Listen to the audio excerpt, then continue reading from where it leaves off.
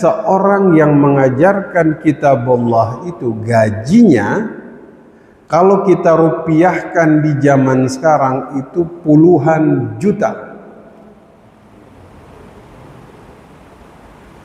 Puluhan juta, Pak.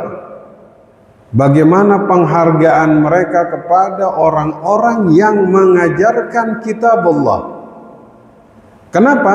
Agar kitabullah ini tidak hilang di tengah masyarakat. Ya.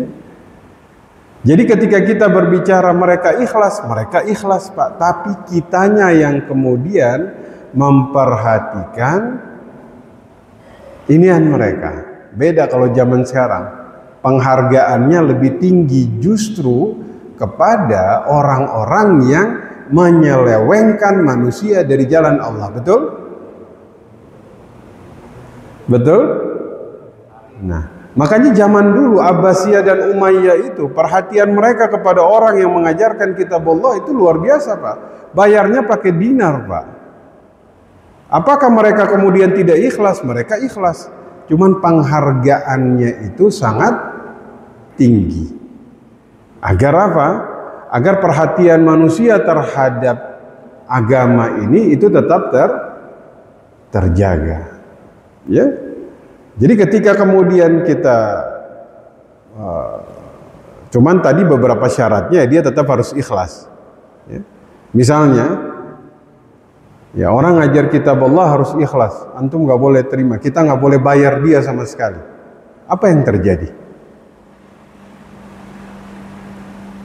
Apa yang terjadi? Misalnya di sekolah di sini, Kuba punya sekolahan, guru-gurunya harus ikhlas, nggak boleh terima bayaran.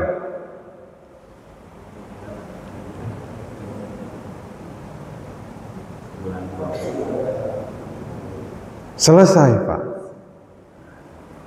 Selesai sudah. Ya, makanya Nabi bilang sebaik-baik upah adalah seseorang mengajarkan kitabullah. Nah, ini dilanjutkan ini zaman Umayyah dan Abbasiyah. Oh, itu jangan ditanya, Pak.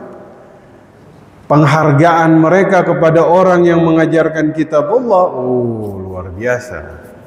Itu bayarnya pakai dinar, Pak. Untuk apa? Untuk menjaga kitabullah ini tetap ada. Jadi penghargaan mereka tinggi. Ya. Yang mengajarkan mereka tetap ikhlas. Tapi kemudian penghargaan ini muncul dari orang-orang yang kemudian belajar dari mereka. Tapi yang mengajarkannya pun dia tidak boleh menjadikan ini sebagai apa kalau kita bilang tuh kan banyak juga yang menetapkan tarif yang nggak boleh. Tetap ikhlas.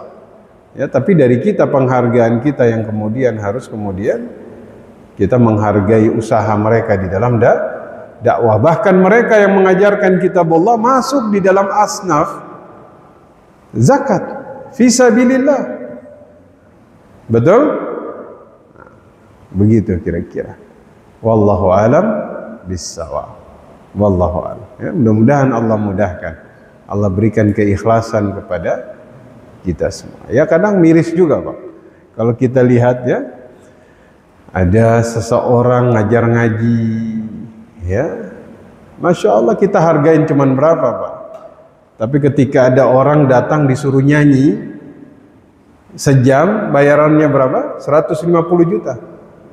Seseorang datang ngajar ngaji, ya Ustadz harus ikhlas, ini bayarannya sekedar saja. Begitu. Ya.